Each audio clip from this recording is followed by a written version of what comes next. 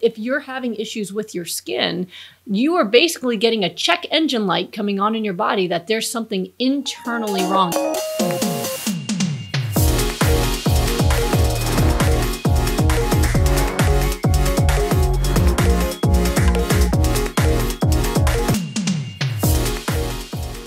It's been such a pleasure meeting you guys. You guys are awesome. So hopefully I'll be hearing good things, but let me know either way, all right? You have my number, so just let me know how things are going, okay?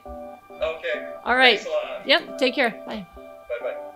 So do you know that the skin, while being the biggest organ of your body, is also the very last organ to receive nutrition and hydration? So a lot of folks I see, the first symptom they notice of autoimmune or inflammatory illness is actually in their skin, either their skin on their hands or their legs or their torso or their face or their scalp. Sometimes there's hair loss, something like alopecia areata or other skin condition where they're having rashes or scalp peeling or itching or flaking. So if you're having issues with your skin, you are basically getting a check engine light coming on in your body that there's something internally wrong. You're building up inflammation internally and it's showing up in that organ that tends to be the most sensitive because it's the most easily dehydrated and malnourished. So the best thing you can do if that's happening is start to hyper-nourish. You're gonna need extra good food and extra hydration to reach those skin cells all over your body. But if you do it,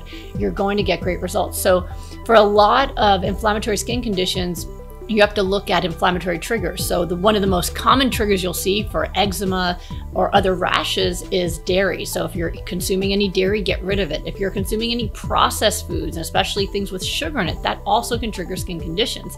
Now, some folks, like the folks I just saw, are already eating a plant-based diet, pretty much whole foods, but still having autoimmune skin conditions. We have to then look at what's missing. So the people I just talked to, there's alopecia areata going on, but they were on a whole food plant-based diet, but it was a plan that was mostly focused on cooked foods, a lot of starches like potatoes and beans and cooked vegetables, not that much water, no raw vegetables, no omega-3s. So we had to add the hyper-nourishment. So we're gonna do that. And that has been really effective. I had a young child who was only 5 years old who had full alopecia, lost all of her hair, grew it back by doing the raw diet, focusing on the smoothies with the high greens, omega-3s, high hydration, and her hair grew back beautifully. So if you're having any kind of condition affecting your scalp, your hair, or your skin, you can hyper-nourish your way back to health. In fact, it's important you do it because your skin is the first to show the illness, but that could then lead to other inflammatory conditions